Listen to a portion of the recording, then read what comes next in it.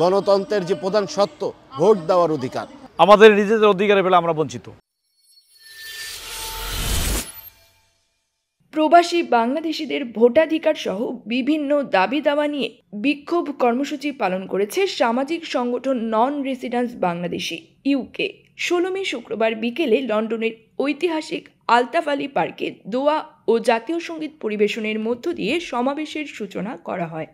NRB rights ইউকের পথে চলা শুরু হলো, এটি যাতে সংগঠনের যুগ্ম আহ্বায়ক লেখক রাকেশ রহমানের সভাপতিত্বে এবং মারুফ গিয়াস বাপ্পি ও শাহেদ দীপুর যৌথ পরিচালনায় সমাবেশে প্রধান অতিথি হিসেবে উপস্থিত ছিলেন টাওয়ার হ্যামলেট কাউন্সিলের সাবেক ডেপুটি মেয়র ওহিদ আহমেদ। বিশেষ অতিথি ছিলেন এবি পার্টির যুগ্ম সদস্য সচিব barrister Mohammad Nurul Gaffar, tower Hamlet কাউন্সিলের সাবেক স্পিকার ব্যারিস্টার সাইফুদ্দিন খালেদ। লন্ডনে এত বড় মাছ, ওয়াও! মাছে ভাতে বাঙালি, আর সেই মাছ পেতে আসুন লন্ডন ফিশ নেটে। জি হ্যাঁ, ইস্ট হ্যাম পুরাতন টাউন হলের সন্নিকটে আপনার প্রিয় মাছের সম্ভারে ভরপুর। আসুন, দেখুন, বাজার করুন ছোট বড় সব ধরনের মাছ। এ সময় বক্তারা আগামী নির্বাচনের পূর্বে প্রবাসীদের ভোটের অধিকার যেন নিশ্চিত করা হয় অন্তর্বর্তী সরকারের নিকট সেই আহ্বান জানান।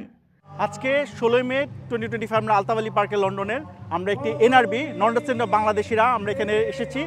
বাংলাদেশের মানুষরা যাতে, যারা প্রবাসী আছি, প্রবাসীরা যাতে প্রবাসে থেকে যাতে বাংলাদেশে ভোট দিতে পারি, ইলেকশনে কন্ট্রিবিউট করতে পারে, ডেমোক্রেসিতে কন্ট্রিবিউট করতে পারে, এই রাইটটা, অধিকারটা নিশ্চিত করার জন্য আমরা আজকে দাবি জানাচ্ছি। সংগঠনের আহ্বায়ক ব্যারিস্টার মুফতি নাফিসের সার্বিক তত্ত্বাবধানে অন্যান্যদের মাঝে বক্তব্য রাখেন মাওলানা শামীম, সাংবাদিক হাসনাত আরিয়ান খান, মিডিয়া ব্যক্তিত্ব আব্দুল জলিল খান, নারী নেত্রী শিমলা সহ আরও অনেকে। আমাদের প্রধান দাবি হচ্ছে গণতন্ত্রের যে প্রধান সত্য ভোট দেওয়ার অধিকার।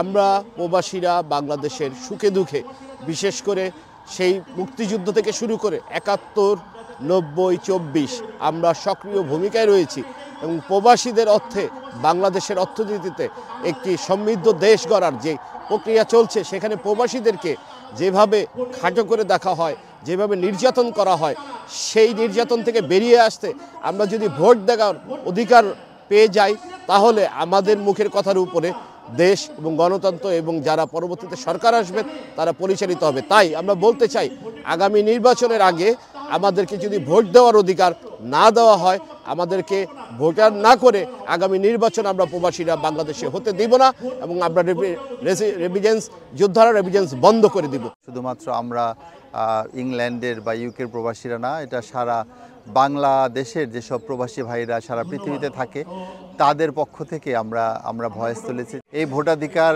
আদায়ের লক্ষ্যে আমাদের আজকে অনুষ্ঠানটি ছিল এবং বর্তমানে এই সরকারকে, ডক্টর ইউনূস সাহেবের সরকারকে আমরা বিনীত অনুরোধ জানাবো যে অতি দ্রুত এই প্রবাসীদের ভোটাধিকারটা যেন বাস্তবায়ন করা হয় এবং উনি যদি এটা না করে তাহলে আমরা বড় ধরনের আন্দোলনে যাব।